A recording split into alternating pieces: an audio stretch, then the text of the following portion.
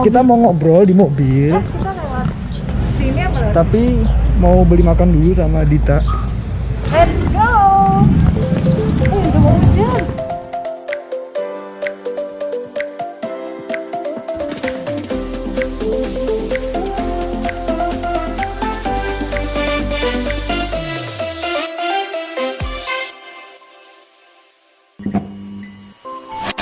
Di mana nih? Di B Coffee namanya. B B Coffee. B Coffee. Cek Bi apa? Instagramnya aja bi.co. Oh. B Coffee. Anda kayak salesnya sini ya?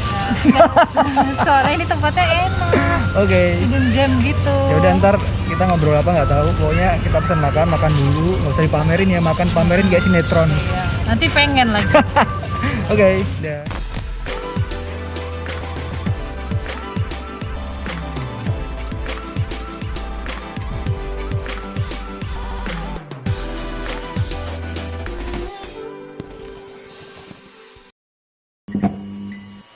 Oke, balik lagi di segmen obrolan. Kali ini aku ditemenin sama temen aku namanya Dita.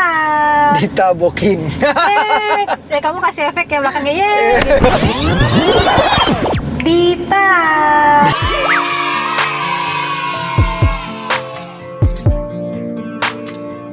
Tadi aku habis nyamperin dia di cafe. Namanya apa? B Coffee. Oh, itu ada di daerah mana? Di daerah dekat Bintaro sih. Ke Bintaro. Jadi aku nih lagi nggak di Jakarta, aku lagi di Tangerang Selatan ya maksudnya ya? Yes, Tangerang benar. Selatan. Oke, kita mau ngobrolin apa sih Dit sebenarnya Dit? Mau ketemu Dit? Perbedaan patah hati dan sakit hati. Wow. Gitu banget ya temanya ya. Kenapa sih kok tema kayak gitu? Apa pernah pengalaman patah hati kamu ternyesek tuh apa sih selama hidup kamu tuh waktu ngapain? Coba ceritain. Oke. Ini pribadi aku ya, opini pribadi aku, patah hati sama sakit hati itu beda. Nah, Kalau sakit hati itu kecewa, entah mungkin ditinggalin sama pasangan, sama Oke, teman oke. gitu, dengerin omongan yang gak enak itu sakit hati. Tapi kalau patah hati ditinggalin seseorang yang dimana kita nggak akan ketemu dia lagi di dunia manapun. wow, itu kamu pernah kayak gitu ya? Ke siapa? Patah hati terdalam aku, tersakit aku itu ditinggalin papaku. Kalau sakit hati aku itu ditinggalin mantanku nih. Oh, Apakah Dika pernah mengalami? kalau itu udah ditinggalin sering ya, nikah? apalagi di usia kayak gini kan aku sering banget lah ya. Jadi gini Dit, berarti after effect-nya kalau patah hati itu kamu lebih kayak sedih ya, sedih, diem gitu ya. Tapi kalau Pasti. sakit hati apa marah dong? After effect-nya. Sebenarnya kita kalau kecewa juga pasti marah. Iya, iya, iya. Marah, Emang- sedih emang tuh beda semua, tipis sih patah hati sama sakit hati. campur aduk gitu. Cuman gimana caranya untuk mensiasati rasa sakit hati itu aja gitu loh. Ngapain berlarut-larut gitu, nggak ada untungnya, kecuali kayak kalau berlarut-larut kamu dapat uang banyak gitu. Aku mau deh sakit hati terus gitu. Nah itu aku yang mau tanyain tuh. Biasanya apa sih yang kamu lakuin ketika kamu tuh lagi patah hati atau lagi sakit hati tuh biasanya kamu ngapain? Aku tuh biasanya dengerin lagu, nangis. Yang pasti nangis dulu sih. Menurut aku better kita nangisin dulu, keluarin dulu rasa kecewa yang ada di hati kita. Setelah kita plong, kita bahagia, kita bisa happy lagi gitu. Takes time, tapi menurut aku lebih baik kayak begitu gitu. Nah berapa lama biasanya kalau kamu tuh buat nangis, buat ngeratapin lah, ngeratapin sih sakit hati itu Enggak. biasanya berapa lama sampai kamu siap buat jalan keluar buat Aku ketemu? tuh nggak bisa dikasihin waktu nggak sih? Bener nggak sih? Oh. Setiap orang tuh kayaknya beda-beda ya. Iya, Kalau iya. tergantung kita sakitnya kayak gimana nih gitu. Karena jujur kalaupun dibilang patah hati ditinggalin papaku Nah meninggal, itu gimana itu? sampai sekarang pun kalau masih ngomongin papaku, Pastilah aku ya. masih nangis. Berarti butuh waktu berapa lama dari 2018 sampai sekarang ya kan? Oke. Nah ya kayak gitulah. Maksudnya kalau kecewa juga aku belum tahu, nggak bisa dibilang Oke, berarti oh cepet kok 1 bulan atau 2 bulan ya. Bener nggak sih? Kamu juga pasti kan kayak nggak bisa dikasih waktu gitu. Jadi gini sih kalau aku nyimpulinnya sih kayak semua tuh sebenarnya ada porsinya ya. Kan kalau kamu kehilangan papa, otomatis kan sedihnya ya pasti bakal tetap sedih kan karena apa ya, peran-perannya tuh penting banget, tapi beda Ya. dengan kita kehilangan pasangan kita. Ya. Aku pun pernah kayak gitu. Aku pun pernah, alhamdulillahnya sih aku pernah patah hati cuma gara-gara orang yang menurut aku sih belum terlalu penting-penting banget di hidupku gitu. Awal mula waktu pengalamanku yang sebelumnya kemarin, aku juga belum lama pernah sakit hati gitu. Awal mulanya nggak sampai di fase sakit hati, Dit. Tapi aku hanya di fase patah hati tuh awalnya, karena aku yang salah, Kak. Versi dia aku yang salah gitu kan. Akhirnya aku mencoba minta maaf bla bla bla sampai aku akhirnya nyamperin dia, tapi justru apa yang dia lakuin ke aku tuh nggak manusiawi menurut aku ya. Dan aku banyak orang yang cerita iya nggak manusiawi kayak gitu. Nah di situ aku berbalik ke rasa sakit hati itu, di fase sakit hati itu yang tadinya aku justru kayak patah hati, aku masih ngarepin dia bla bla bla bla. Tapi setelah aku tahu oh ini orang nggak bagus nih buat aku nih. Nah di situ aku udah di fase sakit hati, dan yang tadi aku bilang after effect-nya nanti kedepannya aku takutnya dia nggak bagus buat aku gitu loh. Mungkin dia bisa bagus buat orang lain, buat yang lihat aku kayak gitu. Gini loh, aku patah hati itu karena gini, kadang kita patah hati itu karena kita terlalu Ekspektasi kita terlalu tinggi terhadap orang. Nah kita kecewa kenapa? Karena kita punya ekspektasi terlalu tinggi gitu, makanya adalah rasa patah hati atau sakit hati itu. Kadang gini gak sih, Dik? Bener gak sih kayak Apa? kita tuh kecewa atas diri kita sendiri sebenarnya. Kita yang ngebuat diri kita kecewa gitu. Mulai Iya. sekarang harus bisa mengkontrol diri. Gimana sih biar nggak sakit hati? Ya udah kalau kita lagi deket sama orang, ya udah kita coba bersikap biasa aja, jangan itu, jangan terlalu mencintai. Aku bilang set boundaries dari awal gitu loh. Gini gak sih, Dik? Kamu suka ngerasain kayak ini orang akan bales feedback kita deh. Kelihatan gitu. Kadang-kadang kita bisa menerka-nerka dengan kebiasaannya sama kita atau gimana gitu. Nah, ketika kita tahu kayaknya gua nggak bakal digubris nih sama dia, nggak bakal diterima pas segala macam, ya udah kita set boundaries. Oh ternyata ya cuma sampai sini, cuma sampai teman, cuma sampai kenalan, kayak gitu aja. Jadi ya itu salah satu gimana sih cara buat menghindarin biar kita nggak terlalu sakit ke depannya kan. Kalau terlalu berharap sama dia doang ya biasanya ya itu yang ada malah sakit hati ya kan. Dan jangan pernah menggantungkan kebahagiaan sama orang lain. Misalnya gimana? Aku percaya kalau kamu mengharapkan dibahagiakan itu kamu sakit hati. Tapi ketika kamu bahagia dan kamu memberikan kebahagiaan kamu kepada orang lain, ya kan kebahagiaannya itu kalian ciptakan gitu loh. Kalian saling memberikan kebahagiaan. Tapi kalau kamu ngarepin dibahagiain sama pasangan kamu, ternyata pasangan kamu tidak bisa membahagiakan kamu, kecewa dong. Iya sih benar. Ya kan? Ya udah, itu seperti itu. Gimana kitanya?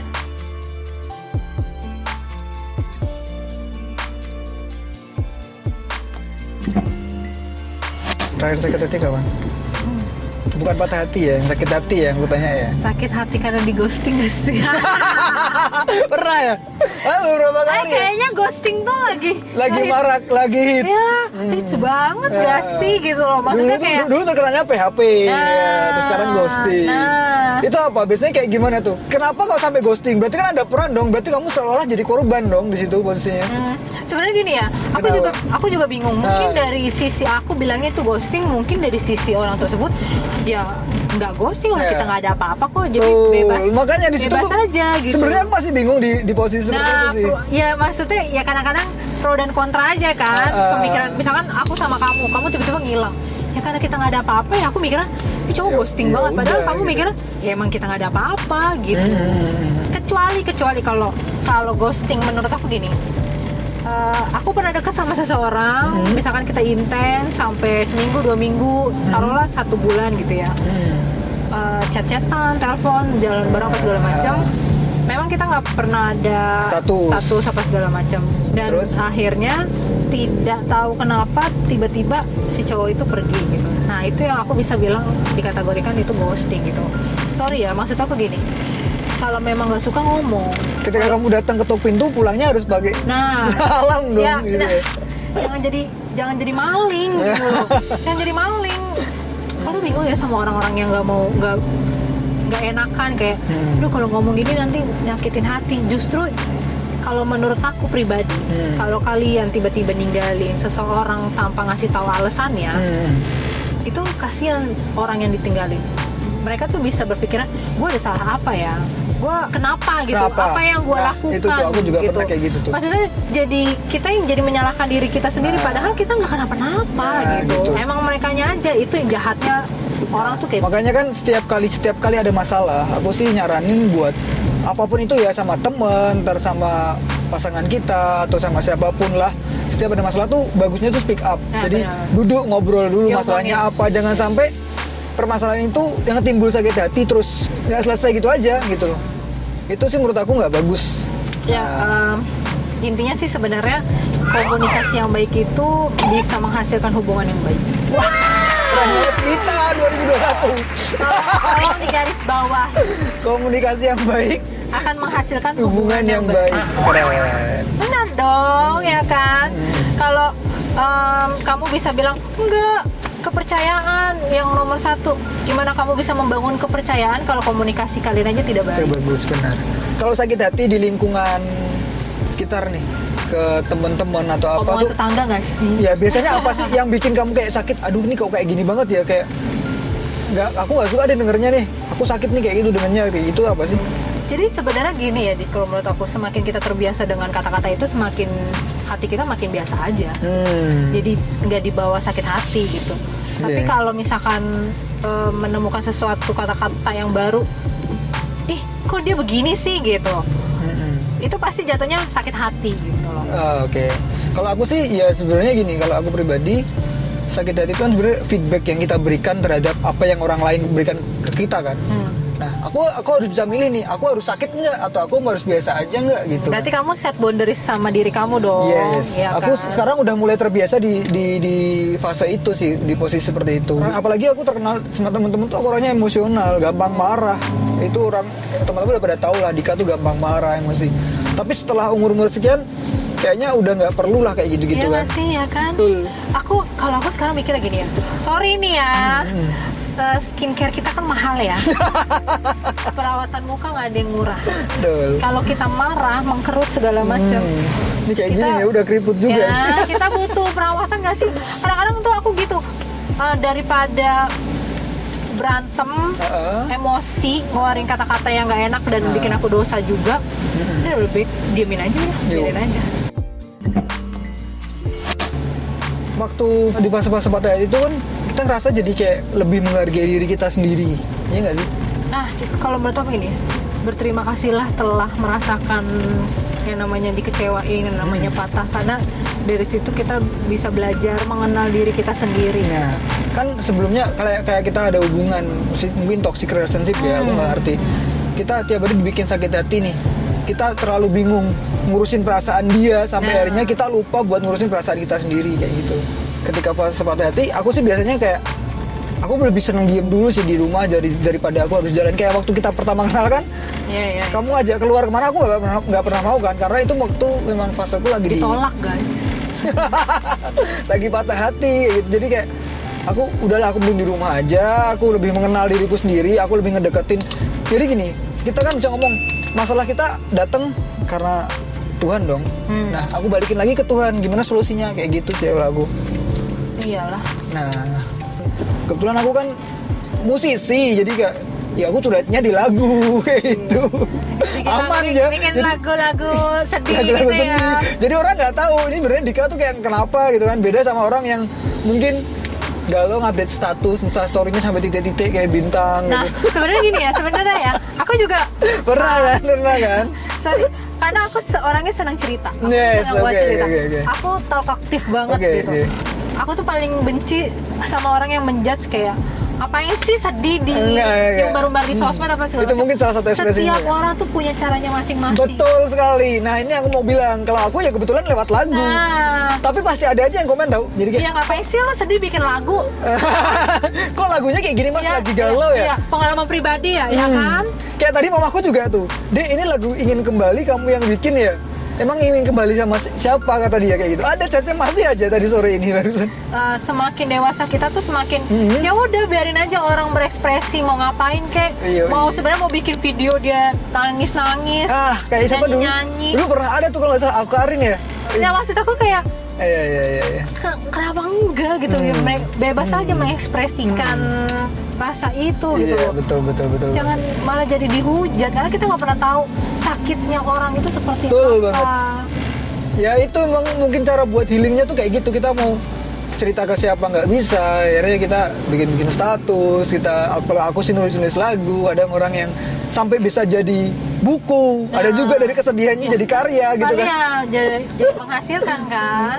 Sebenarnya gini nggak sih, kita Kenapa tuh tuh? jatuhnya jadi mencari tempat curahan hati. Oke. Dengan cara misalkan kamu curahan hatinya dengan cara bikin lagu, kamu bikin lirik, kamu tulis segala macam. Kalau aku kadang-kadang tulis di sosmed atau di blog aku gitu kan. Iya. Oh ada blog juga. Iya, aku nulis gitu kan. Oke. Jadi kayak sebenarnya kalaupun kita cerita sama orang, Oke. saat kecewa sebenarnya kita cuma butuh didengarin, Betul. didengarkan. Betul sih, itu setuju. Tidak butuh saran. Termasuk. Sorry, bukannya kita mau menolak saran apapun, Hmm. tapi dalam posisi kayak gini, kalian kasih saran apapun pasti kita nggak akan pernah dengar. Betul sekali. Karena- Betul. Yang bisa ngambil keputusan, yang tahu nanti keputusan kita nih baik apa enggak ya cuma diri kita. Jadi Betul. lebih baik. Ini untuk pelajaran juga buat kita semua. Kalau ada temen yang cerita butuh misalnya lagi down apa segala macam, dengerin aja. Terus Oke. kalau misalnya dia bilang, gue butuh saran lu, ya kamu bilang gitu. Oke, aku kasih saran, tapi terserah balik lagi gitu. Jangan pasti kasih saran, lu nanti nggak mau dengerin saran gue, malah dimarah-marahin. Jangan kayak gitu, biarin aja. Maksudnya gini ya. Kayak contohnya misalkan kamu putus sama pacar, kamu cerita sama teman, terus temen kamu bilang, ntar lu juga balik lagi gitu. Aku Nah. malas apa segala macam. Ya sebenarnya keputusan itu balik lagi ke kita gitu loh. Kita keputusannya ngambilnya dari hati gitu. Oke. Kalau mereka ya dari rasionalnya mereka, karena mereka bukan yang menjalani hubungan Betul. itu, kita yang menjalani gitu. Mereka bukan yang ngalamin ya. Tapi alhamdulillah sih kemarin teman-teman, jadi waktu aku di fase itu teman-teman satu apartemen tuh orang yang ngerti banget. Dia nggak pernah kayak yang kamu bilang tadi, tapi dia justru sebagai pendengar dulu di situ posisinya. Dan aku sih salut sih sama mereka.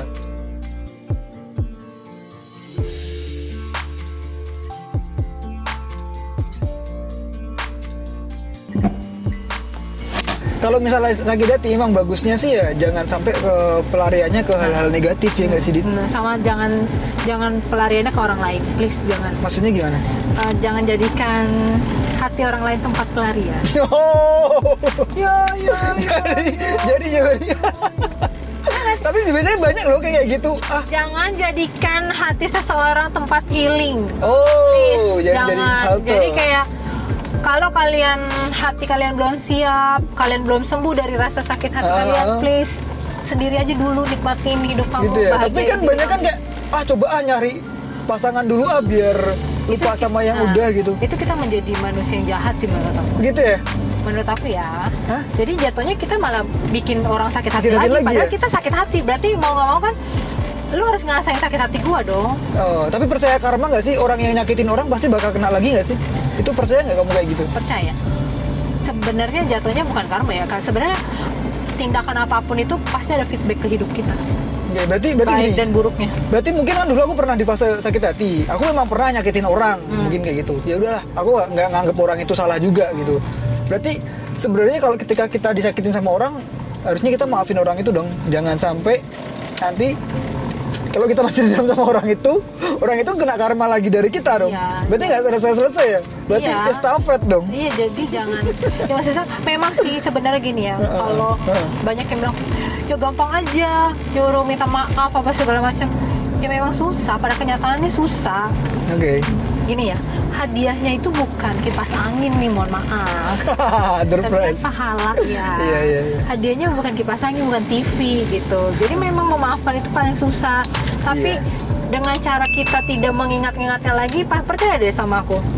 Dengan cara kayak gitu kita tiba-tiba, oh ya udah gue udah maafin kok. Oh ya udah atau enggak, oh ya gue udah lupain gitu. Nah, Kayak percaya gitu juga Kak, Tuhan emang nggak ngejodohin sama orang itu bakal ganti yang terbaik. Percaya banget. Percaya banget. Sesuatu yang diambil Tuhan itu, Hikmahnya pasti akan diganti yang lebih digantikan baik. yang lebih baik. Oke. Tapi kadang-kadang kita tidak bisa menerima itu. Mungkin dia pun baik, cuma nggak buat kita, Nah, buat orang iya. lain. Makanya Tuhan lebih tahu lah ya. Makanya Nah, ya setiap ada masalah ya betul. balikin lagi ke Tuhan kayak gitu Betul. sih. Ya bisa dibilang jodohnya bukan sama kita ya. Cuma numpang Numpang jagain. lewat, ya, numpang jagain. Emang ngerasain nggak? Ngerasain baiknya dia. Oh, gitu maksudnya. Main aman. ini kita ini ya menghibur diri ya, menghibur diri. diri. Masih bilang sendiri ya, masih sendirian aja, mana pacaran segala macam. Emang coba kalian tanya, yang punya pacar berapa banyak yang bahagia? Betul. Gak semuanya yang punya pacar Iya, bahagia. iya sih. Itu ngelesnya orang-orang sendiri kayak gini. Oke, mungkin cukup ya obrolan kita. Tip-tipsnya apa buat temen-temen yang emang lagi di fase-fase titik terendah mereka, ini tip-tipnya apa? Setiap di balik awan yang mendung pasti ada pelangi, ada cahaya yang indah gitu.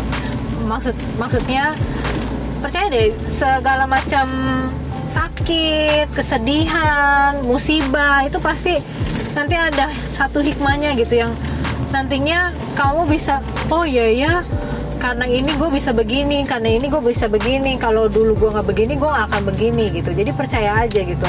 Pokoknya kayak, tapi please kalau lagi sakit hati banget, lagi sedih, jangan ngelakuin hal-hal yang malah merusak diri kamu gitu. Di balik kesulitan pasti ada kemudahan. Nah, Oke, sampai jumpa di konten-konten selanjutnya. nanti kita jalan-jalan ya. Terima kasih ya Dit. Oke. Kapan-kapan kita bikin segmen lain di Dika jalan-jalan, karena dia udah janji bakal mau ngajak jalan-jalan. Dia tuh hobinya apa Dit? Wall climbing. Ya. Apa sih? Ya, kita rock climbing atau nggak kita trekking. Oke. See you. Dadah.